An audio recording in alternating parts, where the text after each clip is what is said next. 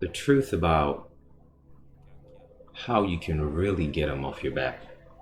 In the past, we've spoken about the importance of presenting your own contract and the importance of the power that you have based on the right of association within the First Amendment of that thing called the United States Constitution and your respective state constitutions. We've spoken about how they don't have standing and capacity and how there's a conflict of interest and how that affects due process, which is a necessity. In order for anything to proceed, in order for any party to state a claim against you, which relief can be granted. But here's another truth as to how all that will be able to work. A lot of people speak of capacity and standing. All lawyers hold a title called Esquire. You will see in the front of their name, they would put ESQ dot. See, that Esquire is a foreign title. It's not necessarily a noble title, but it's an adoption of nobility based on when someone knights you, like when the Queen knights someone, accepts them into an order.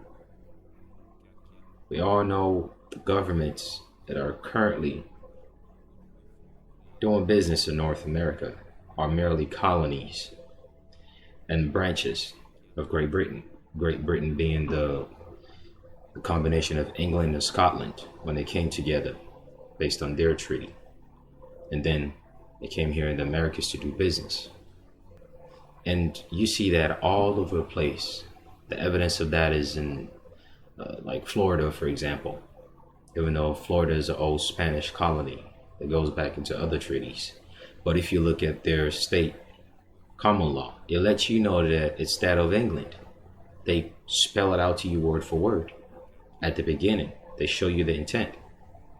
If you look at constitution of places like North Carolina or Maryland, they let you know that all this is based on common law of England.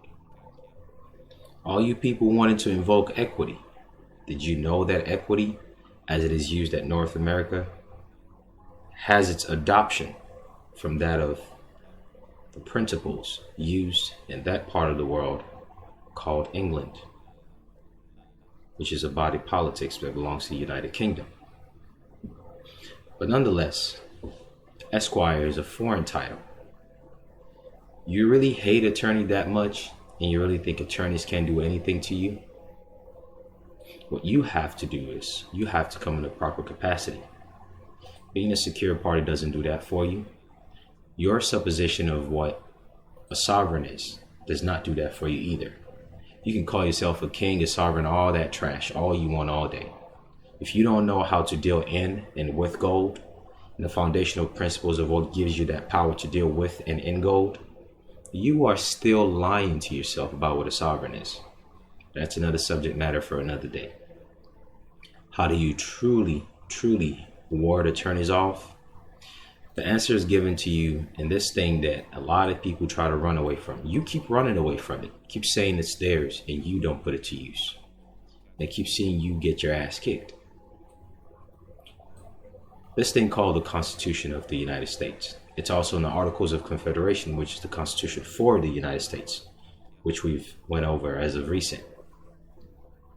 But if you don't comprehend this basic one called the United States Constitution, you will not be able to use the preceding documents or any of the older and more powerful ones that are not written in modern Latin like Spanish or English. All those other ones are not written in English or Spanish. They're written in other languages. But your solution is in Article 1, Section 9.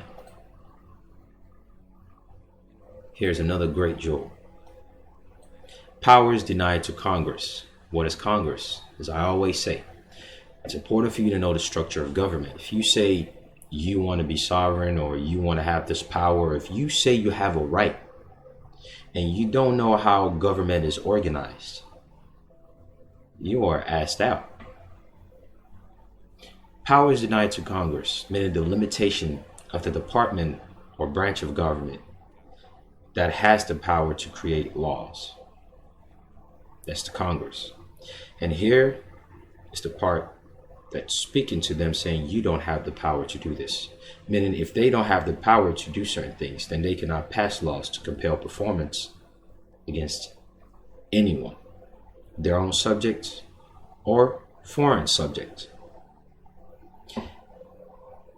And their founding document limits them by saying, no title of nobility shall be granted by the United States, and no person holding any office of profit or trust under them, aka the judges, anyone who swears an oath of office, basically.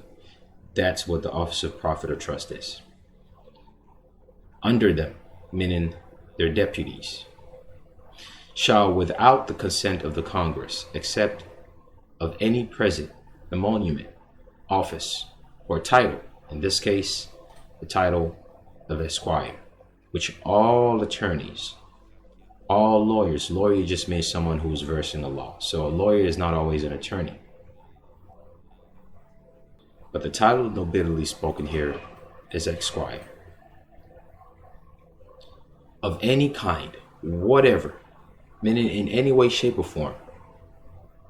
It's all encompassing, from any king, prince, or foreign state. Now, why would the ratifiers of this document, called the Constitution, use these verbiage regarding king, prince, foreign state, and foreign title, and office of trust and profit? Of any kind, whatever. They knew what they were doing when they created these instruments and put in these words and these specific verbiage. But if you keep running away from this document called the Constitution because you're saying it's theirs, of course it's theirs. It's theirs in the sense that it's meant to limit them. You run away from it and you don't read it. And you will realize that you are running away from your solution. That thing you can use to hold them liable, you're running away from it. In the same breath, you want to say you're sovereign. You want to say you're free. You want to say you have rights. You don't have rights. Your ability to enforce your rights is the limits of what your rights are. If you don't know it, you don't have any rights. If you don't know how to enforce it, you don't have the right. Knowing the verbiage exists or knowing that it's written on a piece of paper is not the right. Your ability to put it to use is the right itself. And your ability to put any substantive right to use is based on what you know that the other party is limited. Their limitation is where your rights begin. And here it is. All of you that they're forcing attorneys on through Faretta hearing, or they're just railroading you, or they're doing a psych eval, here it is. But guess what? Not anybody can claim this.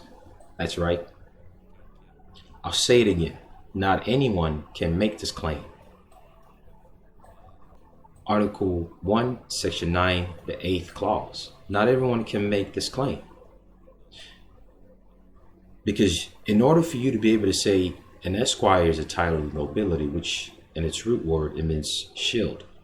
Shield for who? The interests of those doing business here in North America from Great Britain. It shields their interests. That's why they always come in the way and try to block you. But you cannot make this claim in order to prevent them and enforce this law if you yourself don't have a title of nobility. Because if you yourself do not have a title of nobility and you're trying to speak with someone who has an adopted title of nobility, which is esquire, which is forbidden and denied by Article 1, Section 9, Clause 8. If you don't have your own title of nobility, then what you are is just a random stateless man or woman who is considered a peasant. You are stateless. I will repeat that. You are stateless and you have no standing or capacity. If you're trying to claim that someone else who has an adopted title of nobility to not be able to do anything. In other words, if you don't have your own title of nobility, you cannot properly make this claim under Article 1, Section 9, Clause 8, in order to properly fend off these attorneys with title of nobility. So you must know who you are. You merely claiming you're a free man, man in the land, sovereign, a sovereign citizen, a secure party creditor, a creditor, whatever in the world people claim they are, that is not sufficient to prevent an attorney being stuck on you. Or if you are the one bringing the claim and you want to use Trizzi versus Pagliaro and say that their words cannot be admitted as evidence, you cannot make all that claim if you do not have your own title of nobility, because that title of nobility is where the standing and capacity comes in, to be able to stand on the ground that is either even or superior to those bringing foreign title of nobility. The one that truly have the power to enforce the Constitution is everyone and anyone. But the one that have the ability to enforce it based on a superior claim are those who hold true title of nobility. A word is enough for the wise. Be truthful to yourself about who you are. There's still solution for you if you don't have title of nobility. But if you're looking for any other title or any other whatever it is that you're making yourself out to be based on your own delusion, you will keep suffering and you will stay angry and upset. Best of luck. And also, I'd like to give it a quick shout out to my patrons. Thank you very much. And if you haven't joined my Patreon, come on over. We speak about things like how you make a bond claim properly, about staying private when it comes to credit on a business or personal level. Speak about privacy, how to make different types of damages. Because part of the damage that you state as relief is part of your claim. The relief and the granted and the damage itself. We speak about how to establish probable cause when you bring criminal charges and how simple it is. We speak about the concept of copyleft versus copyright, how to get it done. We speak about the GSA bonds, how to get it done, how to put your car in the proper trust and not to pay taxes on it, and a lot more. And a lot more to come about trademarks and different type of marks. So there's a lot more to come. So thank you once again to my patron, and best of luck to everyone.